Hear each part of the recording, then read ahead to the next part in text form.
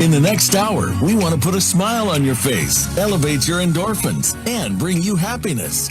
Welcome to Say Yes, Be Happy with Nathalie Botros. We spend so much of our lives chasing happiness, it might just be where you least expect it to be. Nathalie and her guests are going to show you how and where to find it. And now, your host, Nathalie Botros. Hi, everyone. I'm Nathalie Botros, your host. Welcome to my podcast, Say Yes, Be Happy, where each week we talk about a different subject of our daily lives and find the positive, the happy, and the silver lining of it. This week, we're going to talk about a very interesting subject about sugar and sugar addiction. Did you know that getting rid of sugar addiction is harder than getting rid of some drug addictions? I mean, that sounds crazy, but it's true. And we're all are kind of in a different way hooked up. It can be with the sweets, it can be with the liquid sugar, as we call it, the alcohols, or even in French fries, you can have sugar. So my guest is going to help us and give us some tips about it. Let me talk to you about my guest. He's a professional health coach and podcaster who received his training from the Institute of Integrative Nutrition, INN, well, like me. For over a decade, he studied hundreds of different nutritional theories, navigating through the world of contradictory dietary and exercise advice. During this time, he experienced firsthand how challenging it was to devise his own dietary plan.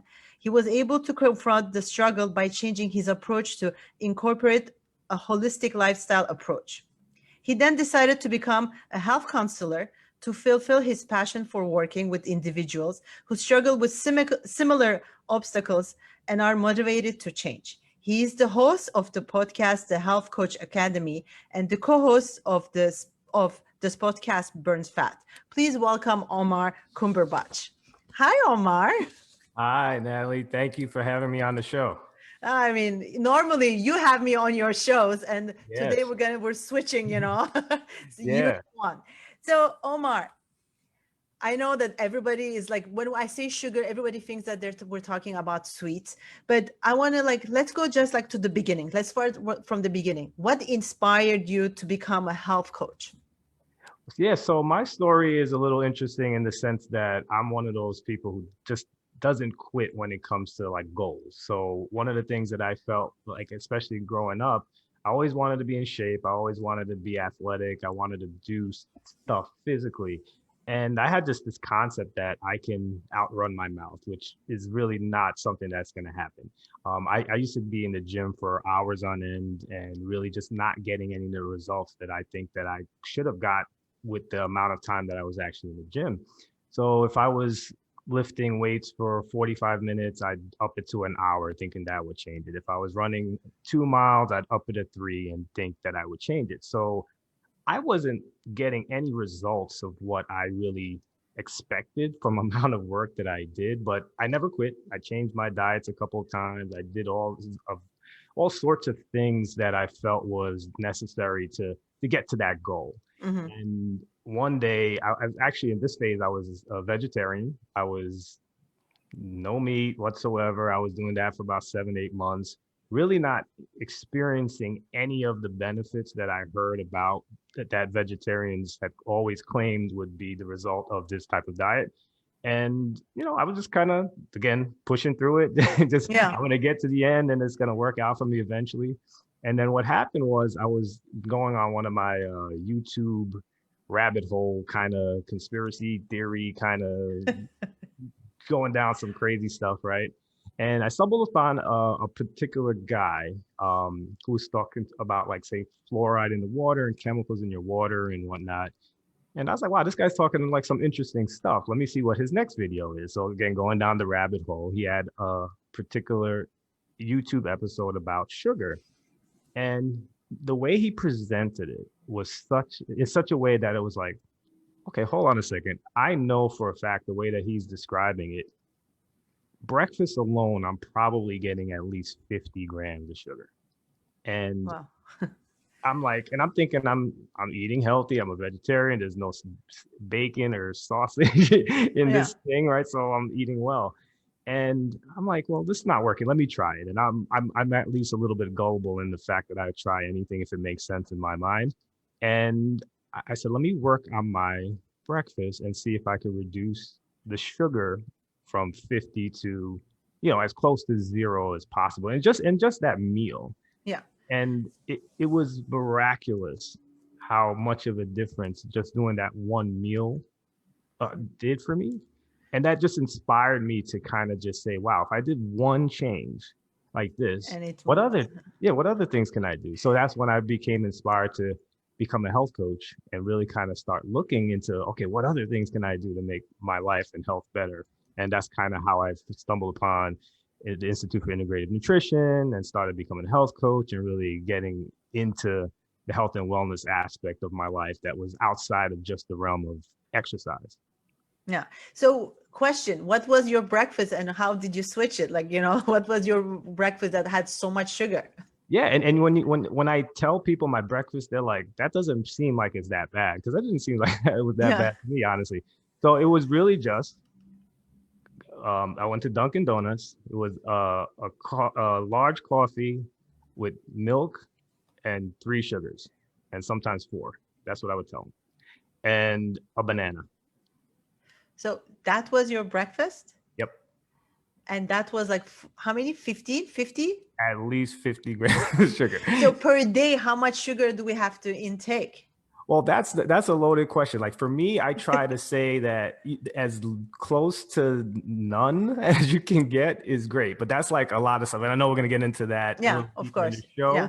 But like if I was doing 50 at breakfast, I was probably doing a couple hundred during the day. Of course. So the difference between going from a couple hundred a day to under 20, under 10 had such insane results. I mean, to the point where people who I was working with would stop me, like say, come over here. Can I talk to you? And I was like, yeah, sure. What's up?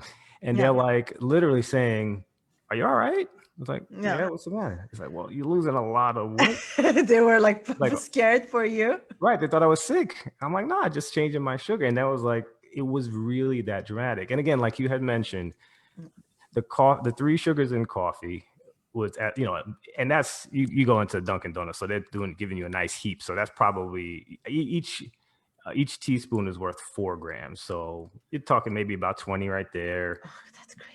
The milk has sugar. That's another hidden sugar that I'm sure we're going to talk about. But milk, regular milk, and low skim milk has sugar.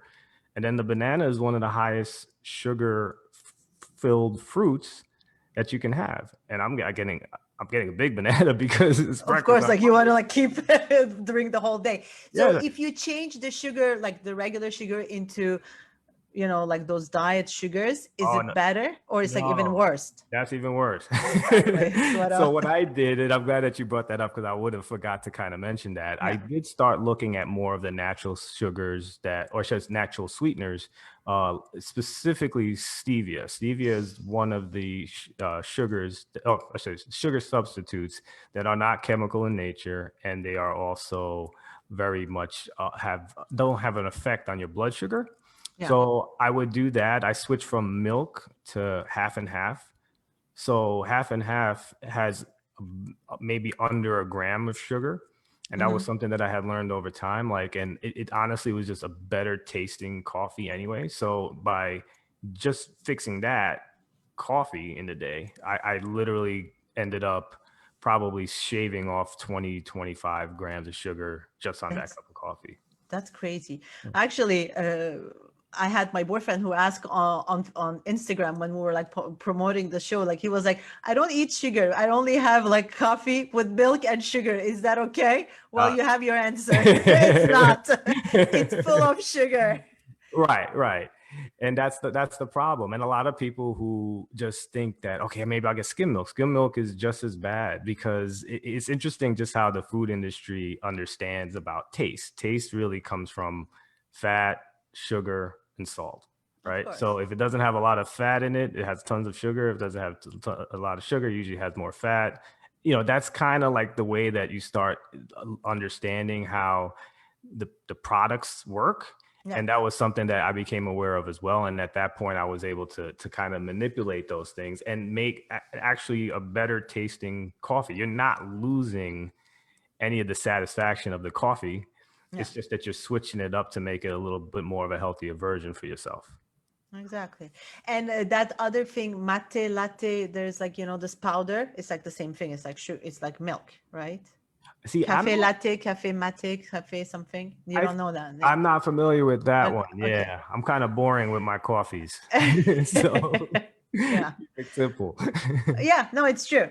Okay. So let's dig in like what is sugar? Because like, we know that in the sweets we have, but what really let's define what is sugar.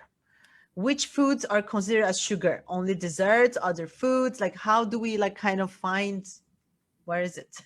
Yeah, so like I guess the best way to start with the explanation of sugar is like the one that obviously we know the common ones is table sugar, brown sugar, all that kind of sugar is really essentially just like a simple sugar. It's a simple carbohydrate. It's something that is very known, that's in desserts and all kinds of different sweet stuff that we really, really love. What you're talking about as far as like, that it gets a little bit more complicated is when you start getting in the realm of like the complex carbohydrates that eventually break down in your body to become a simple sugar. Now, the process of doing that is interesting in itself, but basically if you have something like a French fry or a bagel or a pasta, they're considered complex carbohydrates, so they have some remnants of fiber and things that might slow down the absorption of that sugar and or that insulin spike that we'll get into probably a little bit later, that will affect like as far as the rapid rate that something is going to be pushed in your bloodstream that's going to raise your sugar levels. So I guess like the basic thing to remember is in what you want that absorption into your bloodstream to be slow. Okay. So if you eat, the difference between eating a fruit and fruit juice is that the fruit has fiber, which the fiber plus the sugar goes into your bloodstream a little bit slower. Okay. If you just have straight orange juice, you don't have necessarily the fiber to offset that introduction into your bloodstream, which makes your insulin levels spike to such a degree that it becomes problematic. And that's where you start to notice the difference in the weight gain and stuff of that nature that causes sugar to be such a problem metabolically. Okay. So it's like better. I mean, like we know we hear this all the time. It's better to eat the fruit rather than the juice, like drinking the juice. But are like fruits, they have sugar as well. But so the fiber like eliminates that sugar effect on your body or like Well, slows it. it slows it. It definitely doesn't eliminate it. Yeah. So, like one of the common questions that come across, Yeah. at least with me, is sugar. I mean, sorry, is fruit necessarily good or bad?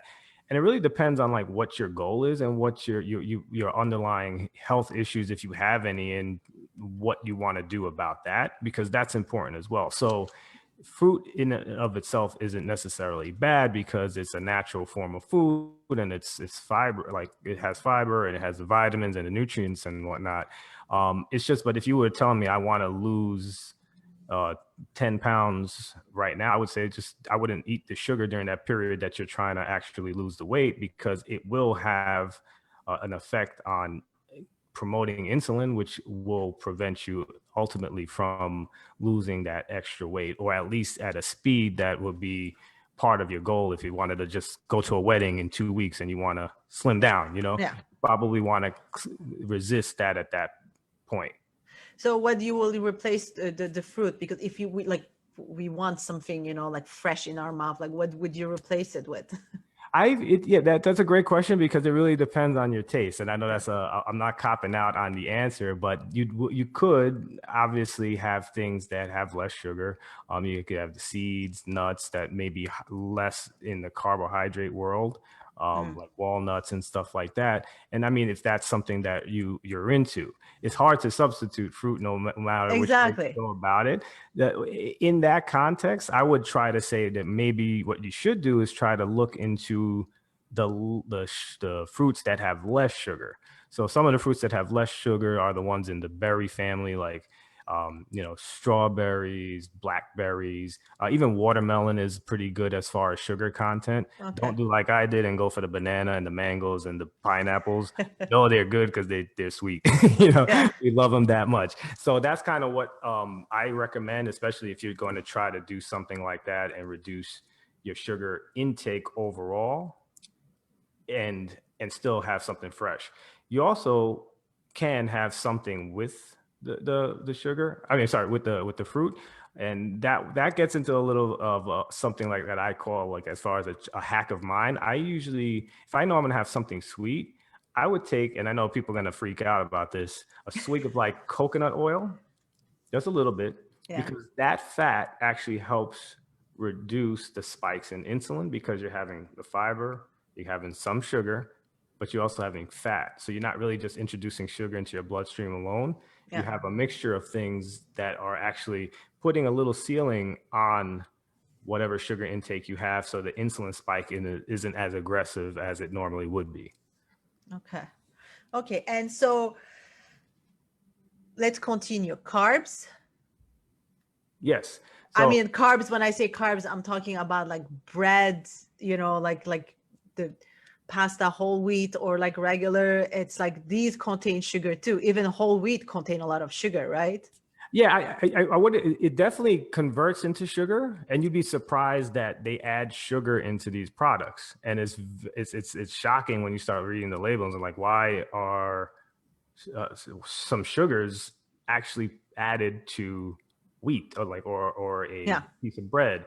But again, going back to like what we discussed earlier, it just enhances the taste. Like, it's just one of those things that make the product a little bit more appetizing. So they know the addictive qualities of it. So it's just something that is naturally added, because they just know that, hey, if this type of product has a little bit more enhanced ability to attract someone's taste buds, they're gonna go put it in there. Yeah.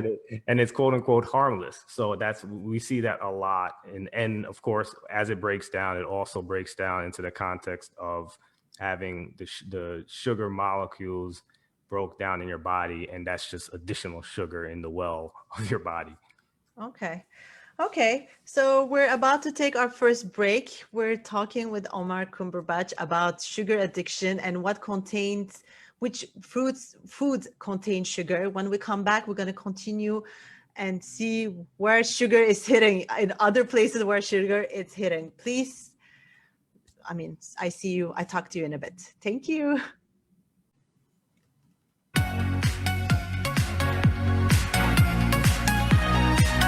You're listening to Say Yes, Be Happy. To reach our show today, we invite you to phone in to 1-866-472-5788. That's 1-866-472-5788. Or send an email to bvg@thebon-vivantgirl.com. Now, back to Say Yes, Be Happy. Hi, everyone. Welcome back. I'm Nathalie Botros, your host. We're talking with Omar Cumberbatch about sugar addiction and how to get rid of it. We for now talked about where sugar is hitting. I mean, besides the sweets, it's in the fruits, obviously, and also in some of the carbs, the complex carbs. There's fiber, so it's easy. It's not as bad, but we have to be careful. I just got another question, and someone is asking, are there benefits by drinking water with lemon juice first thing in the morning? Absolutely. Yeah, that's something that I totally do every day. It's one of the things that obviously you want to replenish your body and because it's in a little state of dehydration, because obviously you slept and you weren't drinking or eating anything at the time. Mhm. But the lemon actually does really a good push to kind of activate your liver too, which is your major detox organ, and it kind of gets that going too. So whatever you have to get rid of overnight, it just helps to push it through a bit. So I do that. I actually add a little bit of Himalayan sea salt to it too. It gives it Okay. a little soury, salty kind of thing. And it's very much that the Himalayan salt has trace minerals in it too, which helps just kind of replenish your body after its fasted state when it sleeps. So that's a very, very good thing to do in the morning. So the water should be cold, like temperate, like I do warm, room temperature. room temperature. Yeah, Okay. that's generally the way it is, and it just is a little bit easier on your body because it just Yeah. metabolizes a little easier. Yeah. So someone is asking how to avoid the heartburn, like that's lemony water, like it burns a little your insides. Oh yeah, like so that really depends on the person. I would just recommend seeing if maybe to dilute it a little bit more. The Okay. salt might help a little bit, I think, as far as the mineralization content, but I would just say maybe dilute it a little more. Maybe I tend to be a little heavy-handed with my lemon in the morning, honestly, but you could just get the same benefits, just a reasonable amount. So I Yeah. would definitely recommend that.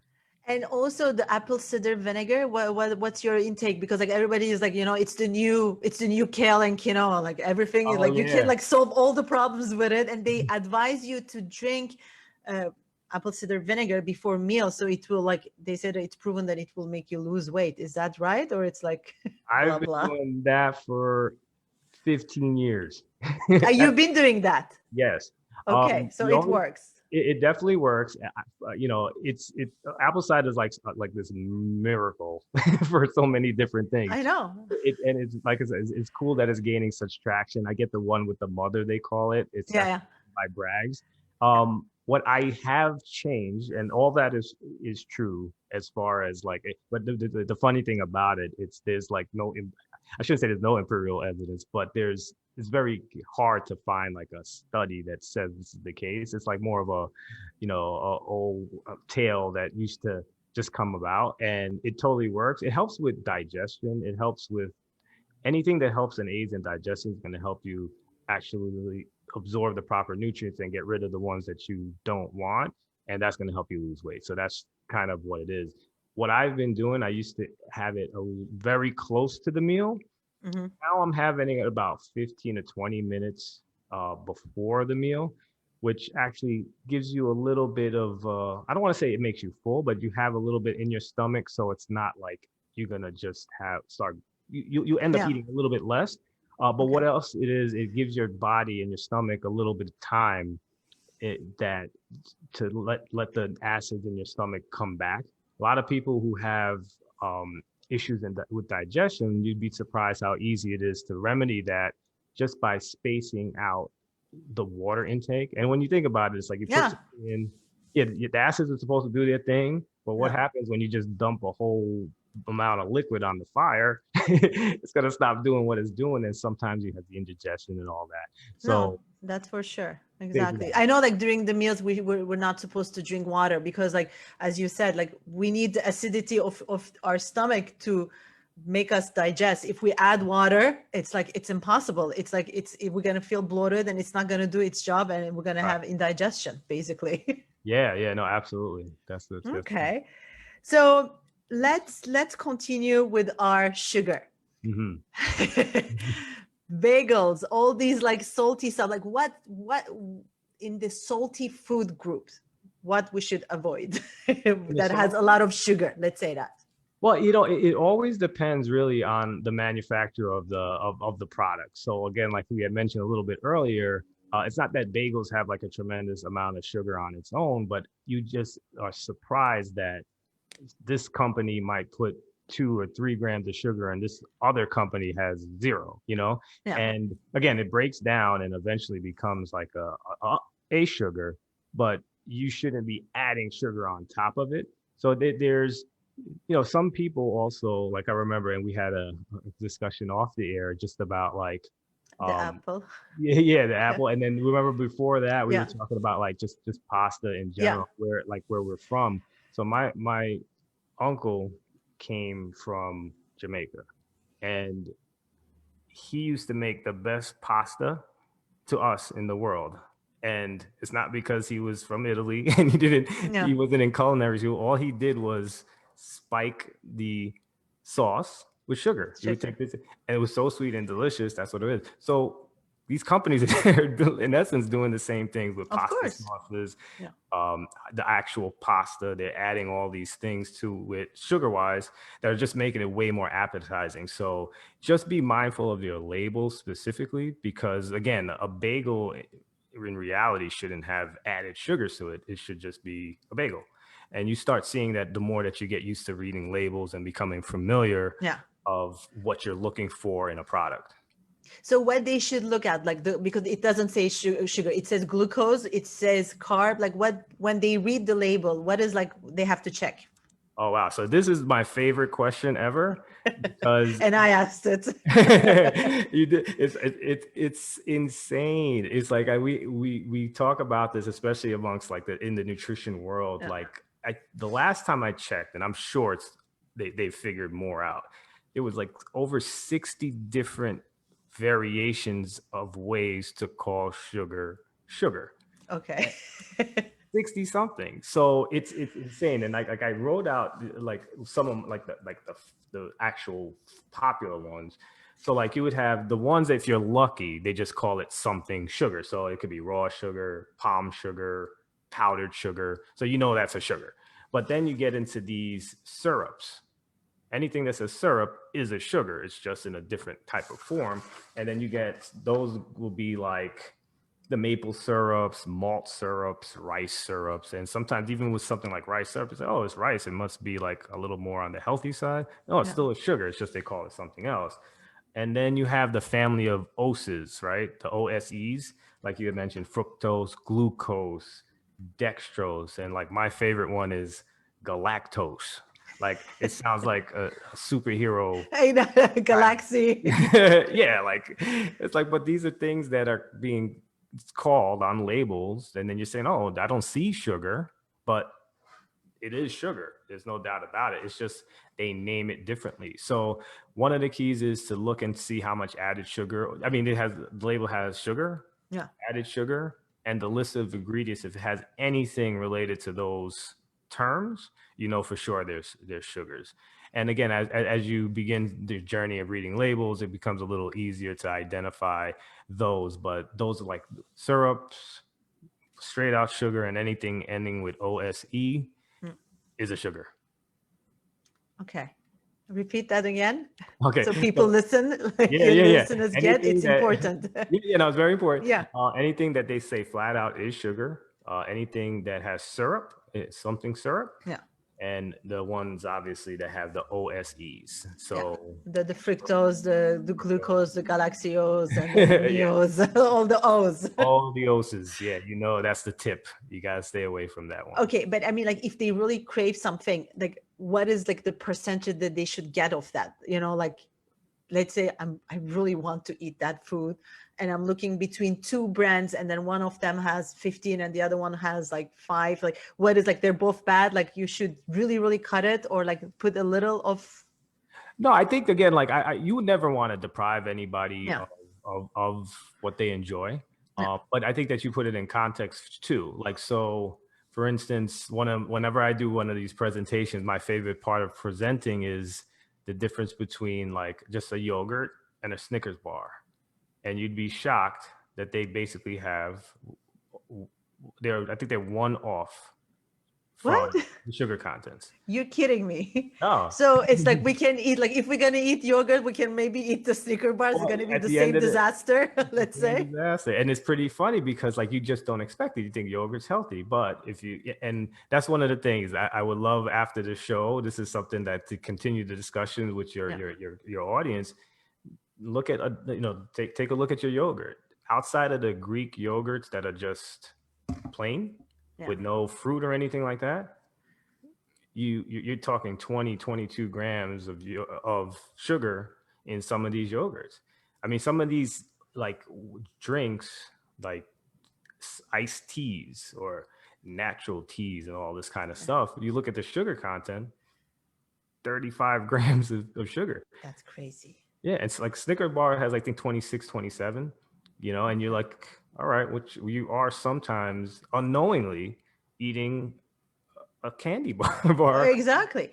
So, but if like the yogurt has like fruits or like syrup, otherwise, if it's a plain yogurt, it's okay. It doesn't have that much. It definitely doesn't have that much. And what happens is, again, like if you get the Greek yogurt and you decide to add your own fruit, that fruit is obviously fresher and more natural and doesn't have the preservatives that the pre-made yogurts that they're trying to basically preserve for a long period of time in that format. Plus you get, obviously the more healthy fats and stuff in the Greek yogurts that sometimes they eliminate out of those other yogurts that tend to be higher in sugar. Okay. Okay. And so I'm sure my listeners want to know about that. Alcohol. Oh yeah. It's what is it? It's What like is it? we should stop drinking, right? No, well, you can stop drinking. That'll be more for me. Great. I like that answer. Well, yeah. So that's my problem, and like I said, I don't necessarily. I would never tell anyone to not enjoy anything. I think we're very much in the same thing, that deprivation isn't going to necessarily be bad unless it's a problem, and that's a different episode. But at the end of the day, what we've been easily seeing about alcohol intake is alcohol itself on its own isn't necessarily the thing that's going to be the big problem. So what I've always noticed is that, say it's your chasers specifically that you use in a drink that causes the high sugar intake, right? So for instance, if you had a rum and Coke, it's not the rum that's giving you that massive sugar content, it's the Coke. So the rum might have a couple, sugar, like a couple grams, but the Coke itself in that cup can have up to 20 grams, So you do a couple of those, you already had potentially 60 grams of sugar just by drinking. So like what I tend to do as far as when I do something, you can always have, say if you want a vodka and a seltzer, splash of, maybe a splash of a juice, could be pineapple, could be cranberry, but you're just dashing it just for a little flavor. Some people just do lemon wedges, lime wedges, but that sugar content there is way, way, way, way, way less than if you were to do the vodka and orange juice. Orange juice, yeah. So that's how I try to eliminate the sugar intake there. As far as wines are concerned, I do red dries, white dries.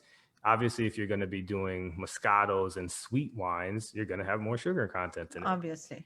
So and the beers tend to just have other effects when they break down in your body that causes a little bit more of a problem because of the wheat in there. But that's kind of like the philosophy that you're going to do. You should definitely be mindful of your chasers. And if you're going in the wine category, dry over sweet. Of course. Yeah. I mean, cocktails are the worst thing to do. And I know that everybody loves cocktails, but for example, even a mojito, if I drink, I ask them to not put any sugary things in it. I'm like, you know what? I just wanted no syrup. And they still put it because like they want to sell the product, basically. Yeah. I'm like, no, I send it back. It's like, I want just my thing with no sugar. And my drink is like Hendrix and then club soda, not even Schweppes, and lime and lemon. It's, it's kind of tricky. Yeah, but that's exactly your way of doing it is exactly the way that I do it. It's really just like I said, the club soda is your best friend at that point. Not tonic, it has to be club. Tonic shockingly has sugar. But again, like you even that drink that you described is very refreshing. It's light. It's exactly a little bit of the island flavor to it, and it's very. It's good, And then I always cheat with ice, a lot of ice, because that ice becomes water. I have the feeling that I drink more, but actually I'm drinking water. Right, you're drinking, less alcohol. Yeah, no, that's a great tip too. That's for sure. Yeah, alcohol. So I don't know if our listeners have questions. We're about to take our second break, and we're talking with Omar Cumberbatch about sugar addiction and like all the foods that contain sugar, and then little tips. When we come back from the break, I want you to give us tips how to get rid of like how can we detox from sugar in a way, or like tips how to get out of it. So see you in a bit. Bye for now.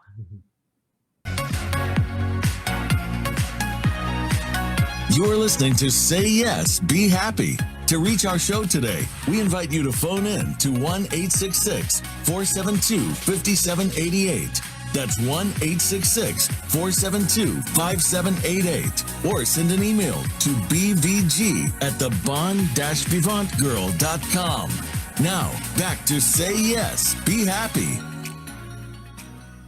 Welcome back, everyone. I'm Nathalie Botros, your host. We're talking with Omar Cumberbatch about sugar addiction and where we can find sugar and how to get rid of it. During the break, I just got another question about fresh coconut water. Someone is asking, is that help clean the liver and detox the body?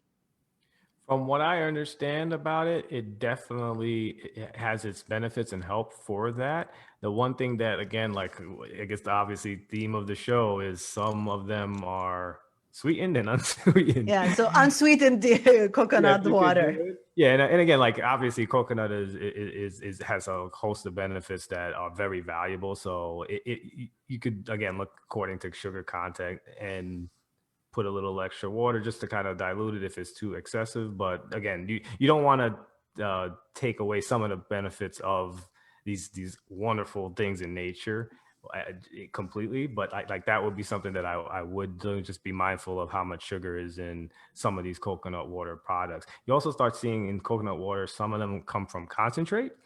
And when it's concentrated, that just means that they're adding like they're processing a little differently, and there's more sugar most likely involved in that process as well.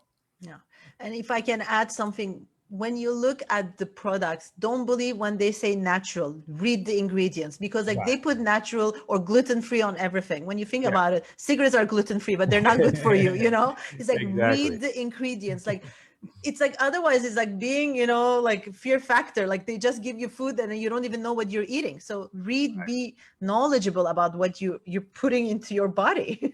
No, Right? absolutely, absolutely. So now we know everything that has sugar. We know how to find them. How we get rid of this addiction? Yeah, it is a very, very, very, very, very tough thing. I know. The only thing, okay, and obviously my story, if anybody ever takes a look at it, it's I was no question a sugar addict. My main culprit was soda. I was super addicted to soda, and that just was like a bouncing board to the other things that I really love was ice cream and candy and stuff like that. So I definitely want to give the audience hope that if I can do it, anyone could do it. And one of the interesting things about it is, and I want to just start with this concept that maybe escapes a lot of people when they know that they love sugar and how can I never have a cookie again, or how can I never have soda again? Your taste buds change. Like I can tell you today, like I can't drink a soda because it's too sweet. And I was a person who was coming from a position where I had to graduate from Coke to Pepsi because Coke eventually wasn't sweet enough for me. I Okay. was before I figured this out, I was about to graduate to Mountain Dew because I heard that is the super sweet one, Yeah. and that was in my mind. Now I couldn't do that if you pay. I couldn't even drink a Coke today. Like it's just not happening. So I wanted to start with the idea that there's absolutely hope if you do want to change this because your taste buds change and they change quick. So when I tell you, like probably within the first 2 weeks, you really start noticing that things are a little bit too sweet that were just common for you to consume 2 weeks earlier, literally. So one of the things that I always recommend is kind of it's like a little bit of a self reevaluation. You got to really take a snapshot of where you are today to figure out, am I that kind? Like, how bad do I have it? Like, I knew how bad I had it. Do you have the personality type, whether or not you are a cold turkey type of person? Yeah, that's the Or question. yeah, or you can wean yourself off. And being that sugar is so addictive, and this is not something that I guess we talked about on this show, but we can touch it really, really quickly. They've shown that sugar consumption on PET scans light up the same pleasure centers in your brain that smoking, alcohol, and cocaine light up. So it's doing stuff to us that we're not necessarily aware of and the ramifications of it. And the only reason that sugar is like so common and so like difficult to get over is that it's just accepted that it's almost not a drug. It's very commonplace. It's nobody looks at you for having a cookie or having Yeah. like, it's not like you're doing some recreational drugs. But if you look at it, it has a very addictive quality. And I think that there might be a time in the future where we're going to look at it like our society and say, wow, we gave the sugar to kids. Just like, remember back in the day, there was cocaine and Coke, right? Yeah, exactly. So it It's was like, like, oh my God, those people were crazy. Like, it gets to the point like we have to start reimagining what we're doing with the intake of sugar in our society. And again, not saying that you have to eliminate it completely, but you have to be cognizant of it and how much you're actually consuming. So I would definitely start with just getting a snapshot of where you are and where you need to go, and whether you're a personality type that can cut it out completely or wean yourself off. Now, to wean yourself off, also, there are a bunch of different ideas that I haven't necessarily jumped into or like myself, because on my journey, I kind of relied on the stevia a bit yeah, early. Then I kind of weaned myself off that. So I didn't have like a situation where I was just overwhelmed and I didn't have anything. So yeah, I at least substituted the sugar for a more natural alternative. And I also used a whole lot of cinnamon. And I don't know if the audience is familiar with just this. The cinnamon has a sweetness to it that even if you're doing in the weaning process and it's like I had my Dunkin' Donuts milk and 3 sugars, I would also have like, okay, Dunkin' Donuts milk, 2 sugars, and some cinnamon. And that was something that took that edge off and eliminated 4 extra grams of sugar because I had that less teaspoon, and I was gradually moving my way off in that way too. But yeah. cinnamon is a very, very valuable tool, and when it comes to possibly weaning off sugar. And I recommend that a lot because a lot of people, including myself, have great experience with cinnamon. So for example, on your yogurt, instead of putting, like, we can get a plain yogurt and put cinnamon on it. Yeah, that could be something. Yeah, and again, if you need the fruit, you, instead of maybe getting the blueberries, you get the blackberries.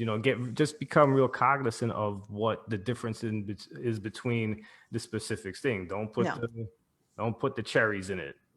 put put the banana in it. Put the berries in it. So you're automatically reducing that. And as time goes on, you're gonna be like, okay, if I go back to the bananas and the cherries in my yogurt, that's going to be too sweet for me, because during that period, your taste buds are going to change. Yeah. But they say also that, getting rid of the sugar addiction is harder than getting rid of some of the recreational drugs. So it's a cold turkey. I don't know, like if it's going to be, it's going to be quite hard for a lot of people. They're going to have like, withdrawals. Yeah. So when they have those, is there, because like I read somewhere that maybe if you eat more protein, it's gonna cut your sugar envy. Like, are there like some other tips that can help them? No, that's a great point.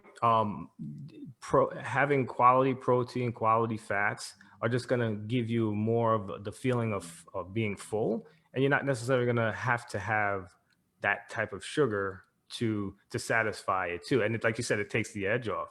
One of the other keys that, outside of just that, is you got to get rid of the stuff. It can't be in your house, like seafood diet. Exactly. And that's one of the things that people always say is like, what's the best cleanse before you start a diet? It's like, cleaning your house of the crap. You got to get it out, even to the point, like, it's like, what, just by any means necessary. Even if you feel like you got to eat a whole bunch of it to get rid of it, I'm not even opposed to that, as long as it's out of the house. That's it. So when you do embark on that diet, you start fresh and it's not in your face.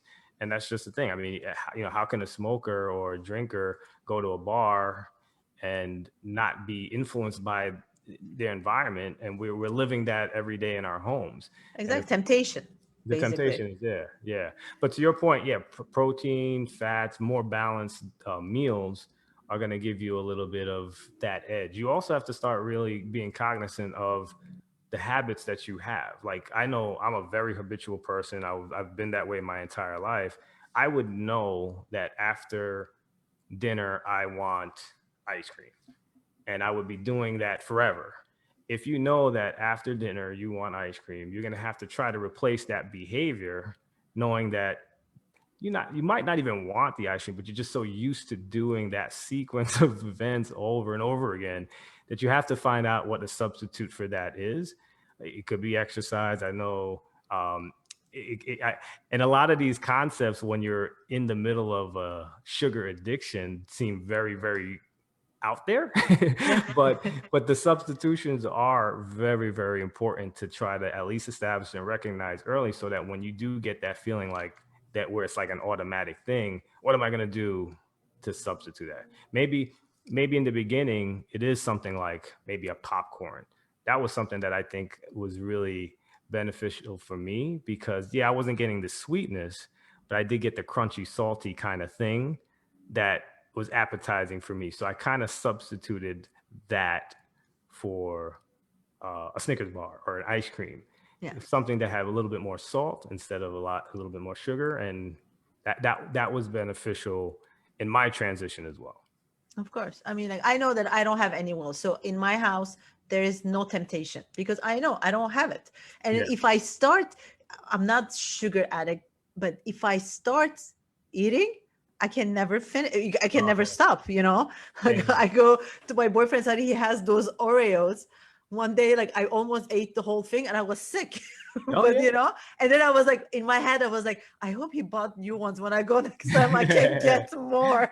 And Exactly. it's really an addiction. It's really, really No. an addiction. It's like, I mean, everybody reacts differently, but if I don't have, like, it's true that the first 2 days I'm like, oh, okay, I'm like thinking about it. But if you don't have it, you don't have it. You're Yeah. fine. Yeah, you got to make it hard for you to actually get it. And you also just brought up another good point, knowing how you react to the first bite, right? So one of the things that is very common for me, because I'm just like you, I will eat till it's finished. The Oreos are there. I'm gonna eat that whole Oreo box package in one sitting. Some people have the ability, and this is the ones Have who one? they can have one. Who are you? I know some of those people, and it's a blessing, because no way, and you know what, I'm gonna be able to do that. I don't have that kind of willpower to do it. I don't have that Yeah. kind of fortitude. Like, it's just, I don't know. Yeah, I like getting things done. I like to finish. no, you're right. Me too. Either I throw them away or I finish them. I'm like, okay, I'm gonna be done. Yeah. So if people want to contact you, where can they find you? Oh, great. No, thank you. I appreciate this opportunity. Well, I mean, we will put it on, like, we have it already on Voice America, but I will put it on Facebook as well. But I want people to reach out to you. Oh no, that'd be great, and I really appreciate you spending this time with me, and I get to share this with you. It's at omarcumberbatch.com. That's the easiest place to find me. If you jump on there, you can find my Twitter, my Instagram profile, LinkedIn, any way that you want to contact me. I'd love to help your audience out. You've been fantastic to me all these years, so I appreciate what you're doing now and joining the podcasting club, and it's an honor to be on your show. I know. It's like, I cannot believe that we talk with you about me starting my podcast, and here we are. You're my guest. Like, that's quite amazing. So in 1 minute, tell me what makes you happy today. Oh, today and every day is always to be able to just keep on learning and sharing. I really, really enjoy doing research, learning new things, learning from people, learning from different cultures, just really getting out there and being able to share in what I know. And that's kind of that like this platform that you provided me with today makes me super happy, and today and every day. Yeah, that's great. Thank you so much, Omar, to come to my show and talk about sugar addiction. On Facebook, we keep going the conversation. If you have any questions, he will answer you. And I am here. Don't forget to show me some love on my podcast, on Apple Podcast. Rate it, put comments, show me your love. And next week, we're going to come back with another subject, interesting. Please be healthy. Try to get rid of this sugar addiction and be happy. Bye for now. Have a fantastic week. What do you have to lose? Say yes. Be happy.